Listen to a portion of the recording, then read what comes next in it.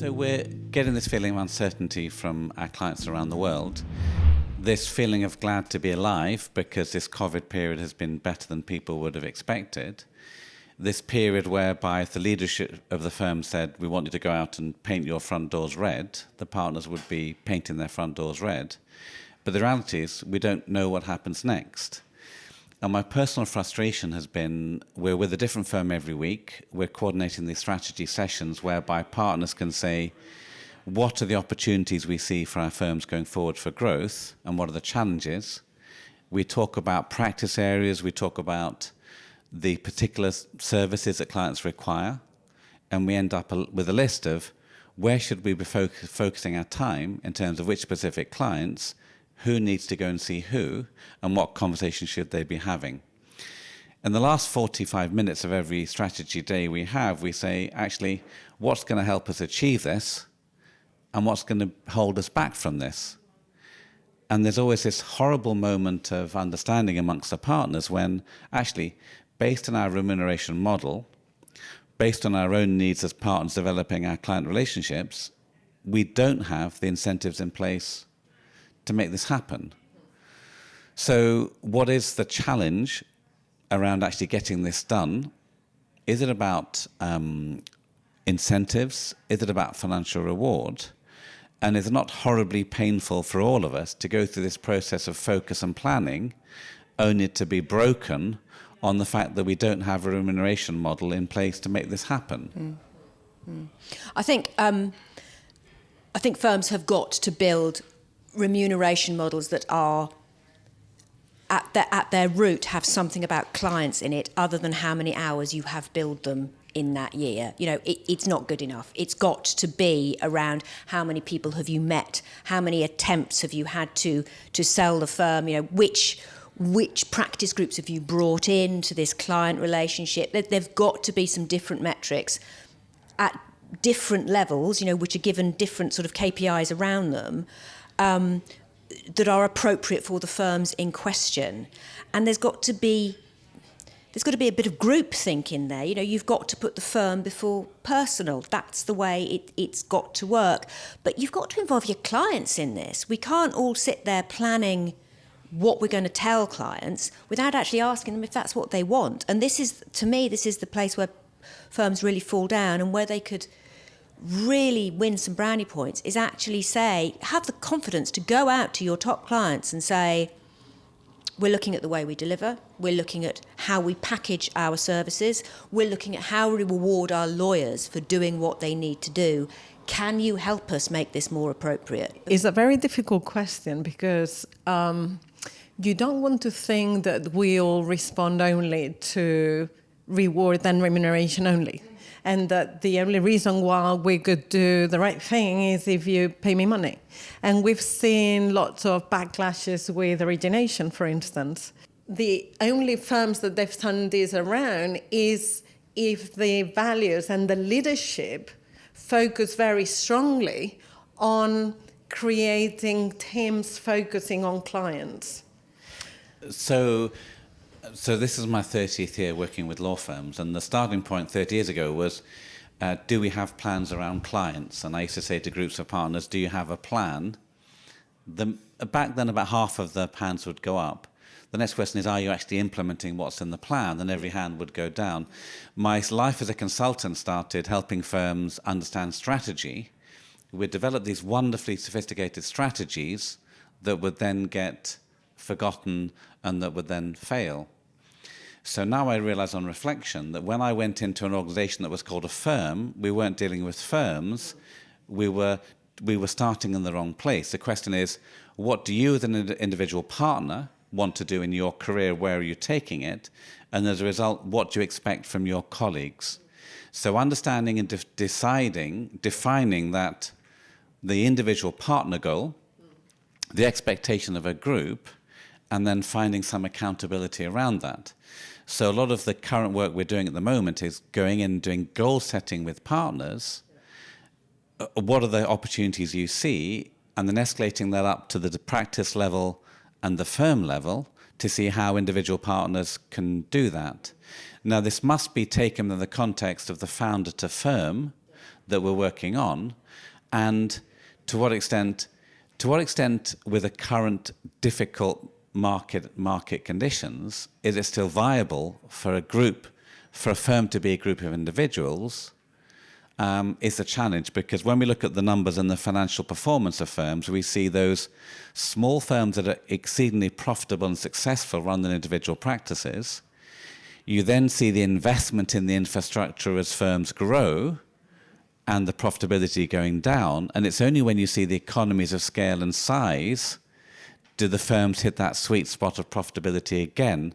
And although we talk about the service platform and the finances to get them through that what we call the Bermuda Triangle, there must be a cultural aspect. Because if firms have grown and they have the investment required to do that, their profitability will go down until they decide to collaborate together. And I have stopped talking to firms about strategy, because I understand that many of them are still defining at individual practice level, but there has to be, what is the North Star that you're pulling towards? What is your joint aspiration? And how do you start doing some of this together? Because if we're only defining practice at an individual level, you get the cost of the infrastructure without the benefit, and cultural change must be a huge part of this. I guess I'm trying to think of an analogy that would work and would make this all sort of visual. And the thing that pops into my brain is a beehive, because you've got your queen bee sat there, basically with all of the pheromones she's transmitting, controlling everybody around her. But, that's sort of fairly light touch level, but all the bees understand, or all the female bees understand, they've got to go out and collect food. But they go out on their own and find food. And then they come back and tell everybody else by dancing, and they say, hang on a minute, this borage field over there is better than this rape field over there. And the others say, so it is. We'll follow you.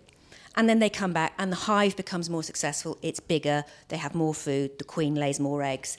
And as it gets towards winter, they know they've got to build up their stocks of food to take them through the winter. So they go out and they follow each other. But the accountability always comes back to the centre. And the successful beehives make it through the winter, and the other ones don't. So it's how to make sure that the 4 key elements of accountability remain there and as important as each other. And the remuneration, and the revenue creation is not the way how we judge each other and the value of each other. And the thing, when we talk to firms about what they want to be incentivized to do, yes, lawyers want to earn more money. They want to earn money, they want to live comfortably in whatever jurisdiction they work in.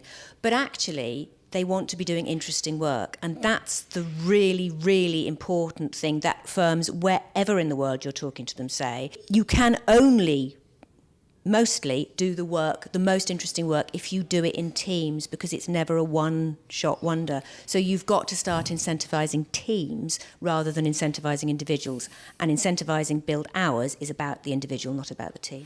So the question we have here is about behaviours. And when we start working with a firm and we try and work out, what are they trying to achieve together, they will say to us, and it's amazing how many say this, we're very proud that we have a collegial firm. And one thing I'm now realizing, and that I've misunderstood in the past, is when we talk about a collegial firm, the benefit of the collegial firm is that we enjoy working together because we have a very good and positive atmosphere amongst the partners. Now, the reason we have the very good and positive aspects amongst the partners and we're collegial is that I won't come and hold you accountable for what you said you would do at the meeting, and you won't come and hold me accountable for what I'm saying. So in terms of the growth and development of the firm from the founder to the institution, is at what stage do we think, what are the behaviours that are going to help us get to the next stage, and what are the behaviours that are going to hold us back? So let's think about what we're trying to achieve. Let's try and define what we expect of each other to do that, and let's understand the accountabilities.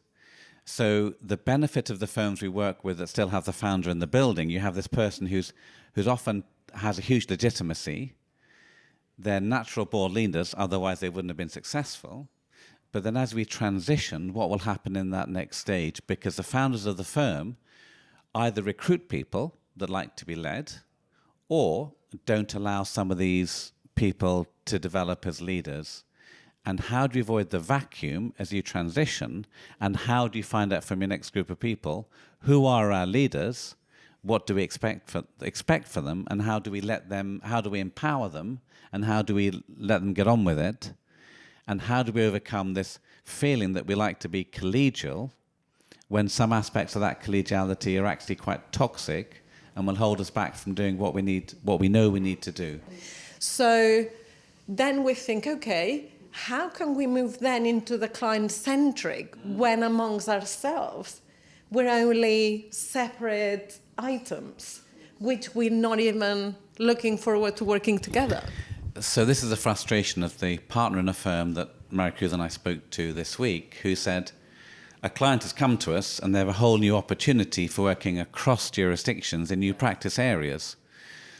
The partner then goes back to the firm and starts talking to colleagues and saying, we have a huge opportunity here, only to realise that it's not in the interest of those individual partners on a very personal level to service a client in that way, and the huge disappointment on his side and frustration on the client side of saying, I hear what you're saying, you're offering us a large amount of money and profitability to achieve that, but I can't align my partners because of the structure, the remuneration, the barriers into what the client actually wants. In a way, the law firms should see that coming. You know, clients are changing. They are changing the way they want to have services provided to them. So you've got to keep your ears open and say, hang on a minute, X and Y want things done in a different way, and we've got to be able to respond to that in 2 years' time.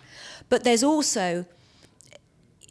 this they've got to put in place an ability to say yes and no to work. So you've got to be able to look at your partners and say, actually, this piece of work doesn't suit us, but this piece of work does. And you've got to, again, I go back to governance, you've got to have the governance in place to allow you to say yes and no to things, and to be fleet of foot and say, hang on a minute, this is a really big opportunity.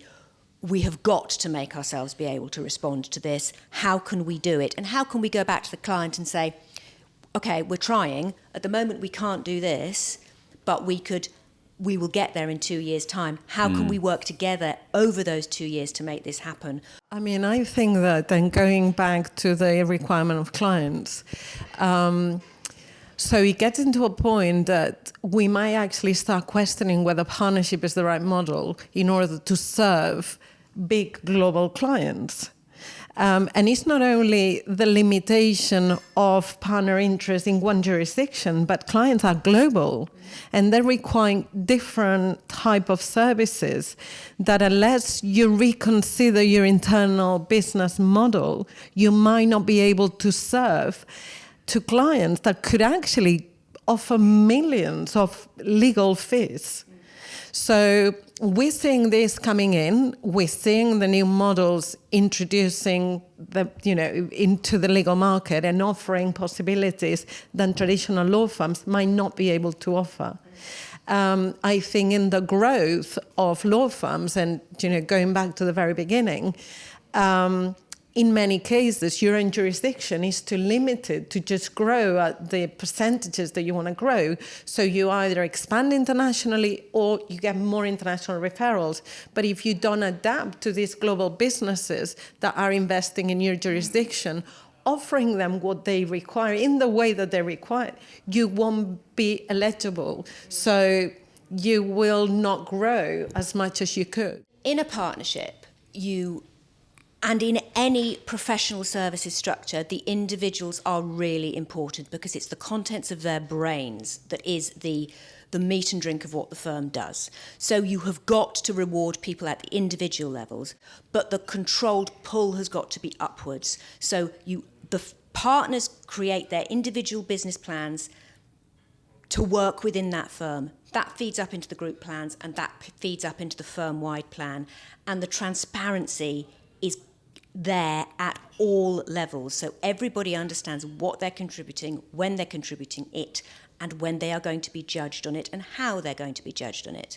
And without that control and command structure, light touch structure sitting above it, it starts to fall apart.